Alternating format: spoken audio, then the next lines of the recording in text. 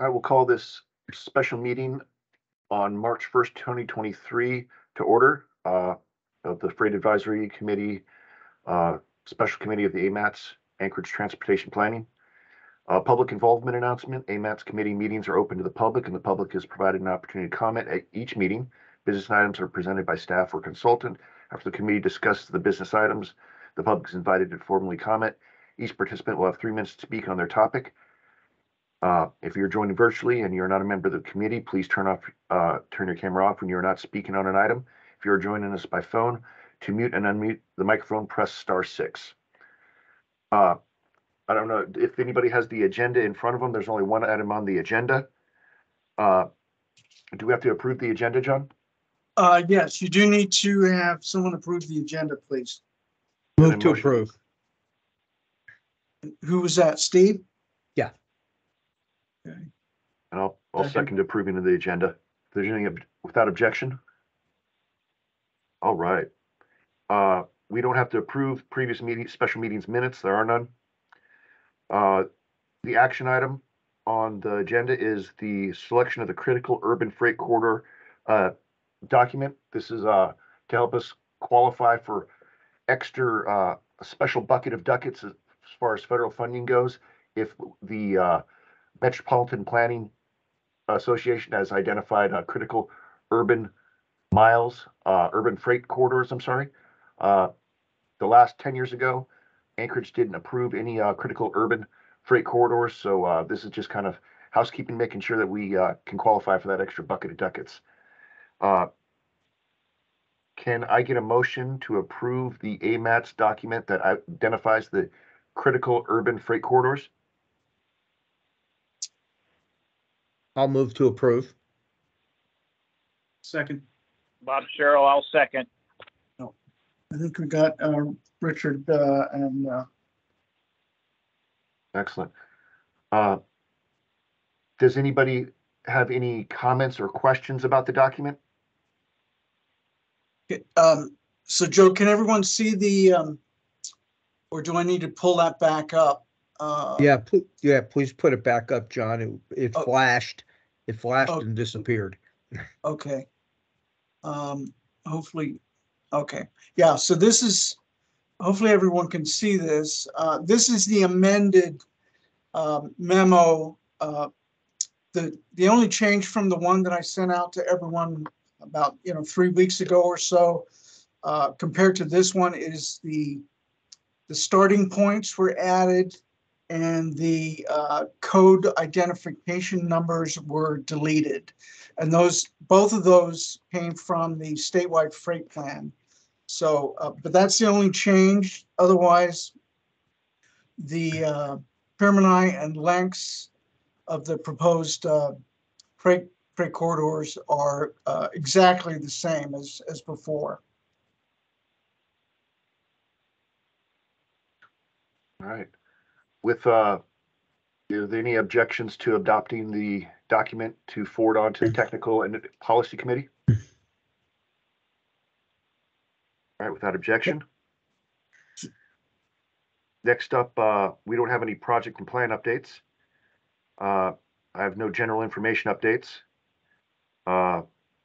Number 8 is committee comments. Just so the committee knows, Commercial Motor Vehicle Enforcement has put forth Carlos Rojas, who's the chief of commercial enforcement, as his surrogate on the committee. So Carlos will be joining us next committee. With that, we've had another development. Darren Prokoff, who's been on the committee for years and years and years, even though we really haven't seen him in attendance, is being replaced by another professor at the university. Do you remember her name, John? I don't have it off the top of my head. Yeah, hopefully I'll pronounce it correctly. Excuse me. Her name is Dr. Helena Wisniewski. I think it is Wisniewski. Wisniewski. Wisniewski. I beg your pardon. Thank you. Yeah. Thank you, Steve. Helena Wisniewski. Yeah, I know her well. Okay, good. And she seems like an excellent candidate to replace Darren. So the Technical Advisory Committee will consider her nomination, as well as Carlos Rojas. Sorry, Carlos Rojas as well tomorrow at the TAC meeting. And then if those are approved or seconded, then they'll be passed on to the policy committee later this month on the 23rd. All right, marvelous. Next up, are there any members of the public that would like to weigh in on what we are doing or just would make a comment to the Freight Advisory Committee?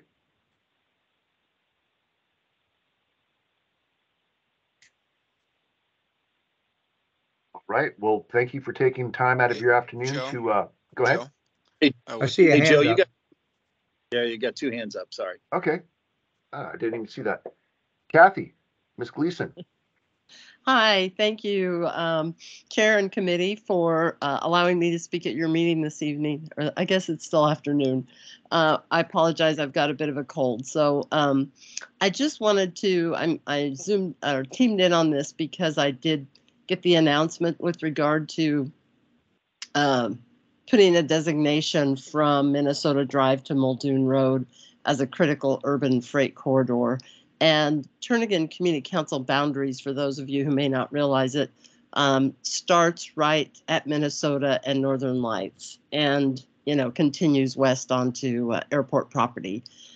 It's been a really huge issue for us for several years now with regard to the increasing heavy airport generated truck traffic going through the Turnagain residential neighborhood, specifically, once it pretty well starts at Atlas Drive and continues on.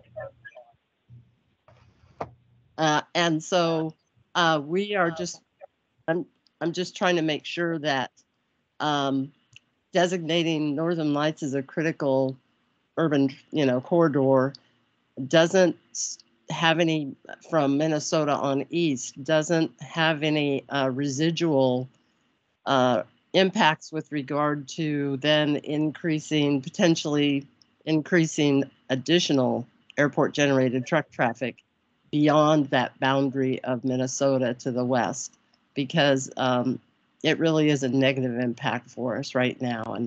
And there used to be weight limit signs posted in that stretch of Northern Lights. They mysteriously got taken down. DOT said they didn't take down the signs, and Munich Traffic said they didn't take down the signs. But as soon as those signs went down about 4 years ago, it was like a floodgate opened. And so I just wanted to see if you'd have any comments, anyone would have any comments with regard to ensuring that truckers realize that that is not extended all the way out through to the airport through our Turnagain neighborhood. Thank you. Okay. Thank you, Ms. Gleason.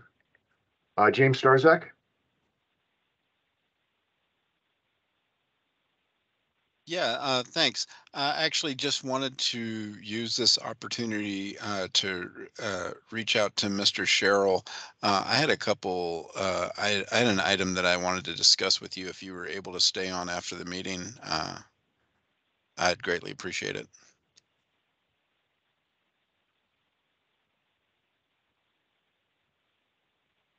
Hello? Hello. Yes. Yeah, I might be your third public participant. My name is Lucas Smith, and I'm just hearing the two previous comments.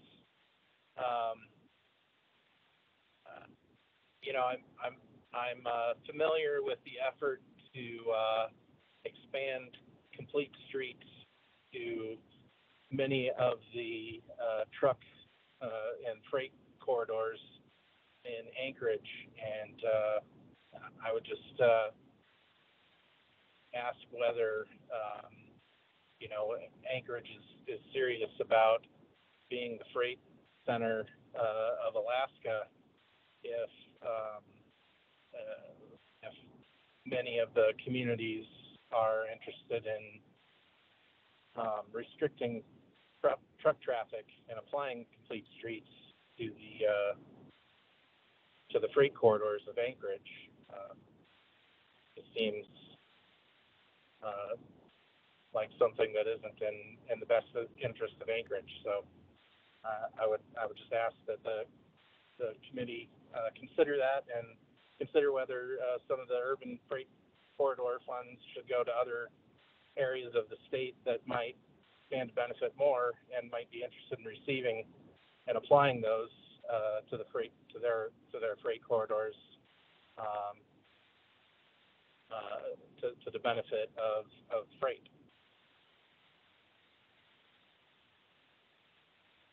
Mr. Smith, thank you very much. We will take that under advisement. Are there any other comments from the public?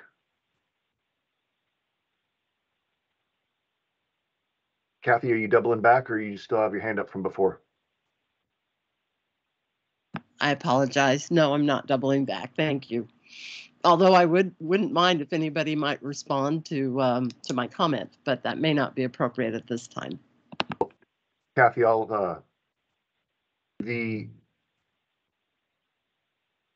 there's no designation on the road from Minnesota to the airport, and we're just a advisory committee to the technical and the policy committee. I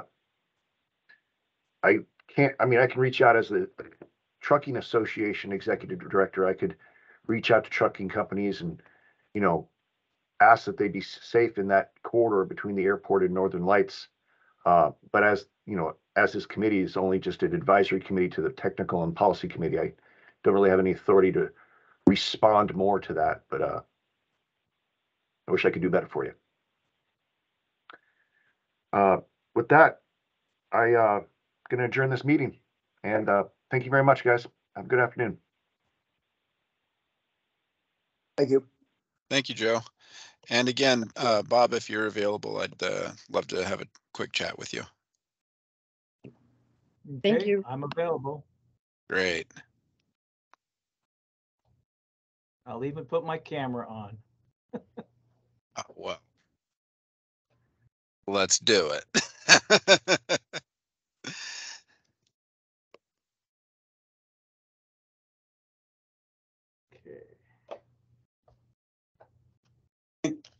Okay, Kathy, are you going to sign out?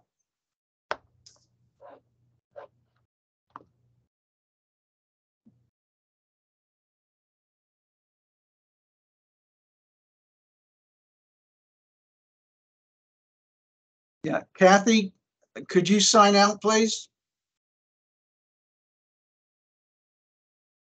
Or sign off, I guess is.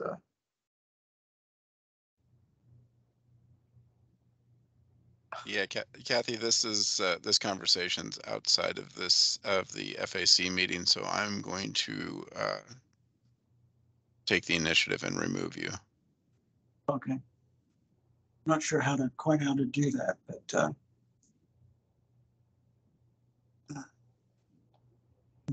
okay.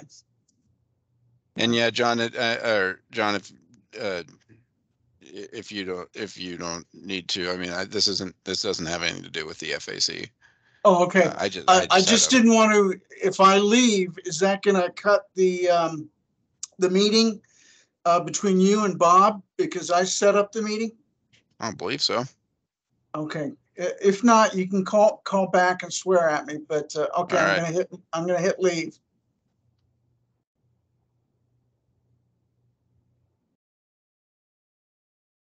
Howdy, sir.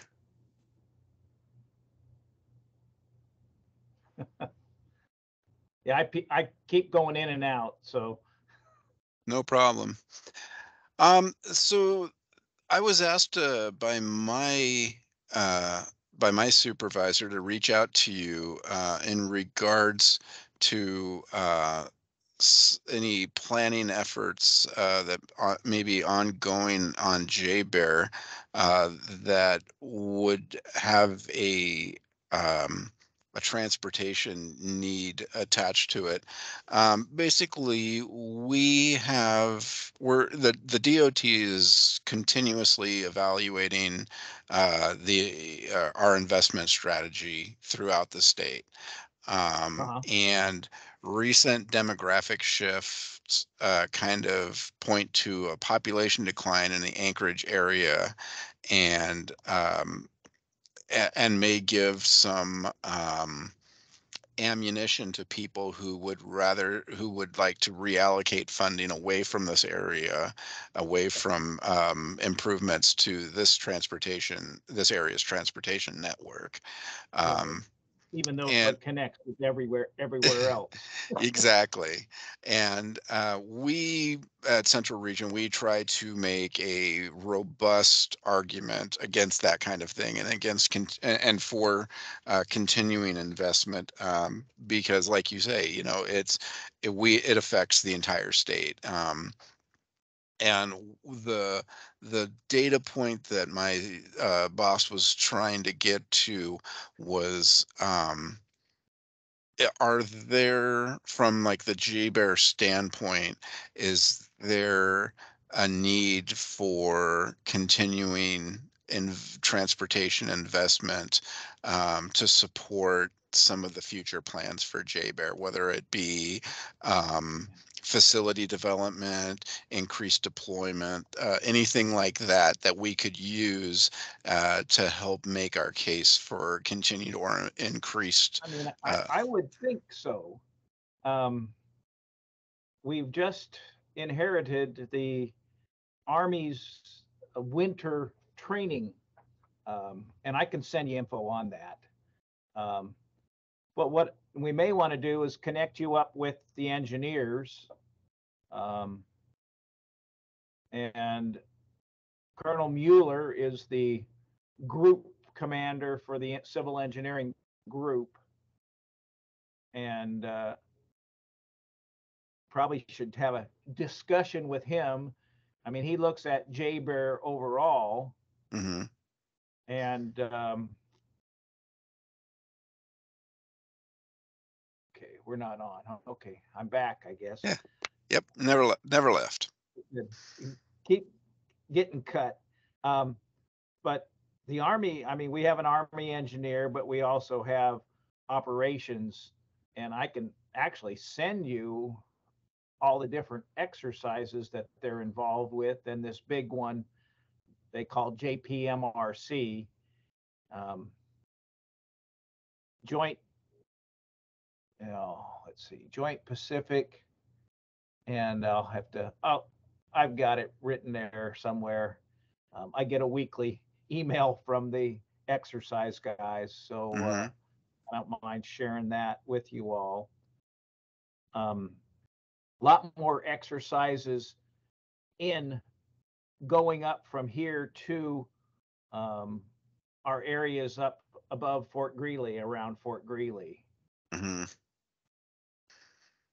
And this is kind of just been growing, the number of exercises Yep. are based And out of then, JBear. right, and when they don't have them, then they create their own internal ones, the two Mhm. brigades. Um, so I mean, it's and I can send you the kind of the master list of all the exercises for the next kind of 2 years, that the Army's doing that I get. Mhm. That may help a little bit, Yeah. and give you some words to kind of add to that. Because one of the keys that we have always tried to do was keep our vehicles off the highways unless we have to. Mhm. Um, so between Fort Wainwright in here, we pretty much rail it, especially if we're going out the port to lower 48 exercise. They do have annually, or not annually, but about every other year, there's a requirement for them to go down to Mississippi and sometimes to Lower California, Southern California, to get evaluated. Mhm. And so But everything they're gets loaded up started on doing it barges. now. Yeah, well, no, it actually goes out on mostly on tote. Mm. So tote, because they're more flexible in that the roll on roll off capability. and they can pretty much plan. Going down is easy because they average 60% empty. Yeah. But coming back, they have to schedule a little bit better, or as we've done in the past, it may take multiple sailings. Mhm. But then I have the Alcom engineers are supposed to be on the FAC committee, and I got to get John and see what does he need for me to put the lieutenant colonel and his civilian on the committee. Mhm. And we do have an alternate with a civil engineering guy already who's on there. So I would provide you all that info just so you had it. Yeah, those would be great contacts. Yeah, and like I said, I'm a contact person. I mean, I literally have a phone book. It's about that thick. So it just and I've been here a while, so Yeah. I kind of know what's going on. And I always believe that Alaska Command, the J4 engineers, should be the members of the FAC. I'm necessarily trying to get them on our different meetings. I don't seem to get them to even listen in. Mhm. But the civilian, he's there for forever. So, whether they do the civilian as the primary and the officer as the backup or the alternate, and then have a base civil engineering guy be also the alternate. Mhm. But I Well, would that think you would at least want to go to Colonel Mueller from the base civil engineering group Mhm. and propose something to him, whatever you're thinking about. And he's Mhm. been around here almost 3 years now, or almost 2 years now. He's very cognizant of what's going on, all the things that are happening, and I think you'd get a good answer. Yeah, great. I appreciate that and appreciate the information. And Give you know, me your email. sure, it's James.Starzik. Okay. Uh, just as you see it there on the Yeah. list. At At alaska.gov. okay.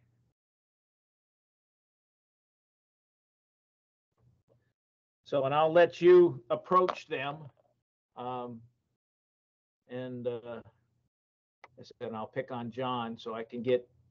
Probably he needs a new letter from me or whatever. Mhm. I kind Great. of was hooked onto this in 2009, 2010, and never relinquished it till I left for a couple years. And one of the civil engineering guys, or one of the guys I got, stepped in and did it. And then when I came back, I got back in it again. Yeah.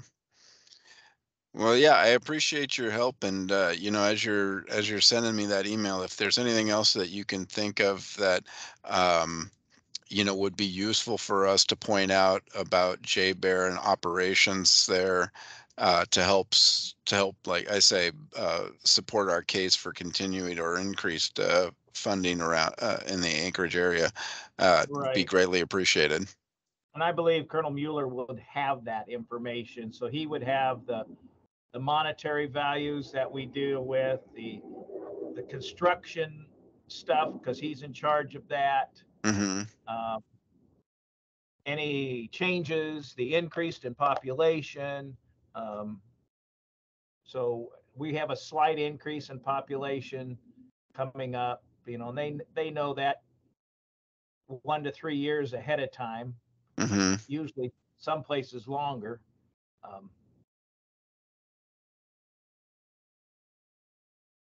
Okay, well, Probably sounds pretty good. good. Yeah. Sounds good.